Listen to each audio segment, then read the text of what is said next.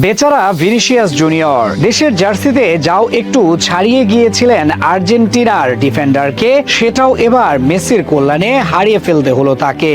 Lionel Messi penalty উঠিয়ে দিলেন Argentina ডিফেন্ডারকে, সেখান থেকে গোল করলেন তিনি।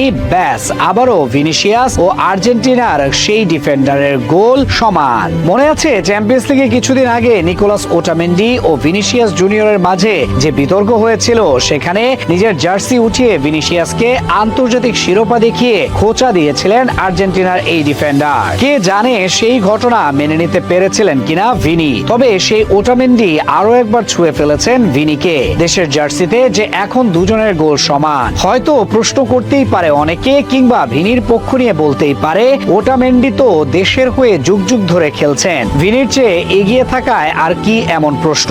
প্রশ্নটা হয়তো উঠেছে কারণ দুজনের যে পজিশন একেবারেই আলাদা। জাতীয় দলের জার্সি গায়ে এতদিন 8টি গোল নিয়ে এগিয়েছিলেন ভিনিসিয়াস জুনিয়র, তবে এবার জাম্বিয়ার বিপক্ষে একটি গোল করে তাকে স্পর্শ করেছেন ওটামেন্ডি। মূলত এদিন তিনি গোল পান মেসির কল্যাণে। জাম্বিয়ার বিপক্ষে একটি পেনাল্টি পায় তারা, তবে মেসিকে দেখা যায়নি পেনাল্টি নিতে, বরং সতীর্থ নিকোলাস ওটামেন্ডির হাতেই বল তুলে দেন পেনাল্টি নিতে। মেসি যেমন আর্জেন্টিনার ঘরের মাঠে নিজের শেষ ম্যাচ খেললেন আজ, তেমনি এটা শেষ ম্যাচ ছিল ওটামেন্ডির জন্য।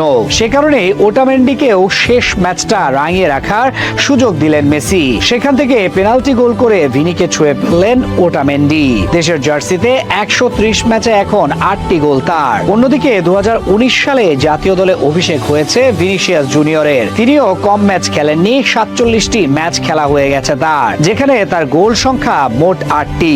একজন উইঙ্গার হয়েও তিনি এখনো ছাড়িয়ে যেতে পারছেন না আর্জেন্টিনার একজন ডিফেন্ডারকে, যেখানে বর্তমান ক্লাব ফুটবলে অনেকেই দেখেন তাকে সময়ের অন্যতম সেরা হিসেবে, অথচ আন্তর্জাতিক ফুটবলে তিনি কিনা পাল্লা দিয়েছেন আর্জেন্টিনার এক ডিফেন্ডারের সাথে।